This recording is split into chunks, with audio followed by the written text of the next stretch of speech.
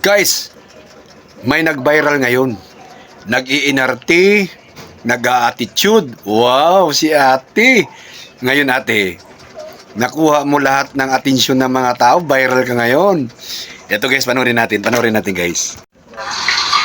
Na-stress ko kay na isa ka lalaki nanguyaw siya nako. Ako siyang gipangupana kung sa iyang trabaho.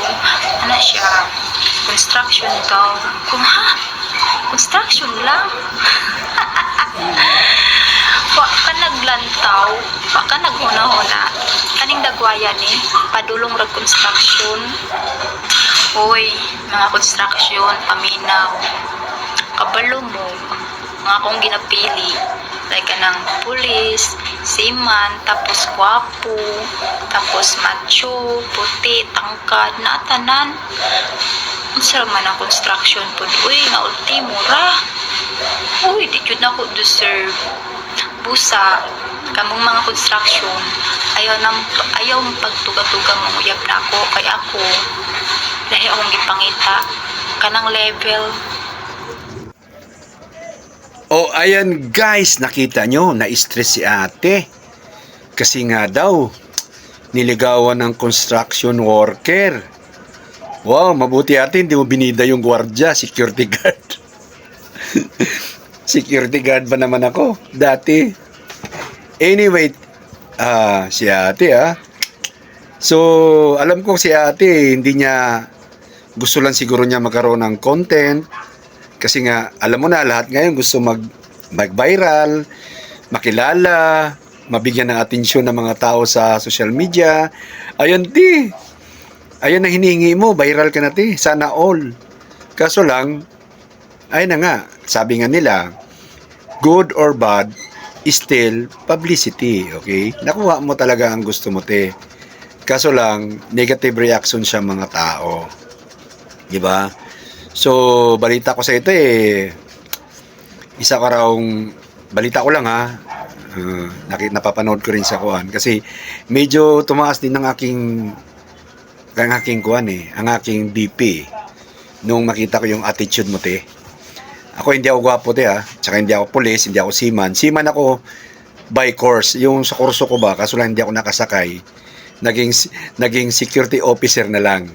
Anyway, mayroon din akong vlog. Mayroon din akong YouTube channel. Ayan, ayan. Ayan, te. Kung gusto mo makilala, te, mapanood mo itong video na to. Panoorin mo yung channel ko. Anyway. So, tumaas-taas talaga ang aking BP konti kasi para bang ang taas ng tingin mo sa sarili, te. Sa aking pag-iimbestiga, te, ay nasa ibang bansa ka, OFW, at hindi naman ganong mayaman. Yung ganda, te, may ganda.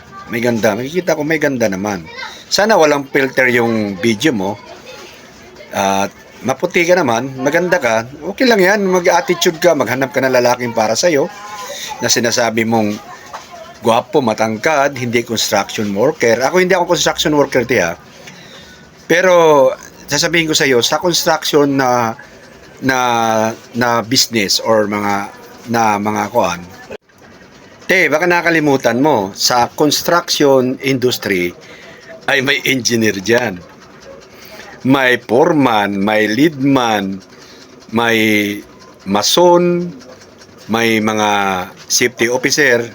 Ako is safety officer certified ako.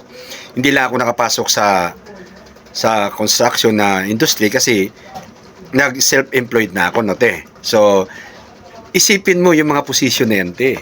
Minamaliit mo yung, ano ba yung construction worker na sinasabi mo, yung mga labor, ganun ba yung gusto mong ipahiwati? Kasi kung construction industry, te, ay huwag mong maliitin, te. At pangalawa, te, wala yan sa trabaho, te.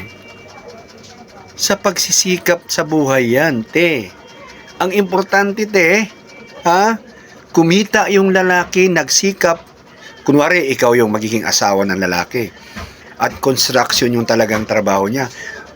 Walang masama. Doon basta nasa tama siya, wala siyang ginawang masama.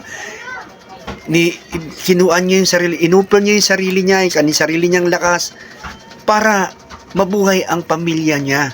Yun ang importante. Sabi ko, 4 ang anak ko, puro babae yan. Sabi ko sa mga anak ko, di baling mahirap ang lalaki basta marunong mangarap.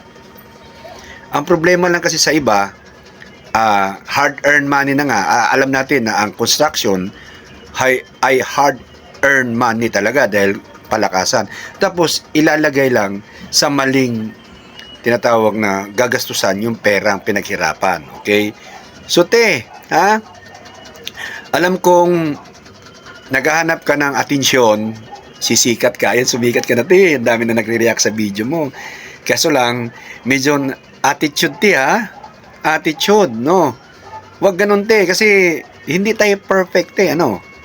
Kahit nasa taas ka, te, kahit sobrang yaman mo, huwag mong maliitin ang kapwa natin. Kasi isa lang babagsakan natin, te. 6 feet below the ground tayong lahat. Uuurin tayo, te. Kahit anong ganda mo, anong yaman mo, pag inuod na tayo sa ilalim ng lupa, te, pare-pareho na ang mukha natin. Kalabira, te. Alam kong Bisaya ka. Alam kong Bisaya ka, te. Kalabira ang mukha natin, te. O, di pare-pareho na tayo, te, no? So, wag masyadong attitude. Wag masyadong mataas ang tingin sa sarili. Walang masama sa construction worker. Ano? Hindi O, sige. Magtayo ka ng bahay, te. Magtayo ka ng bahay. Kaya mo ba itayo yung bahay mo, te, ha? Kung wala yung construction worker? Ate? Wala yung mason? Wala yung mga nagtatrabaho bilang sa bahay natin? Huwag ganun, te, no? Gandang-ganda ka, no? Pag ganun-ganun ka ba, ito mukha na to? Wow naman! Sarap mo. Inis ako sa'yo. Nanggigigil ako sa'yo, te, ha?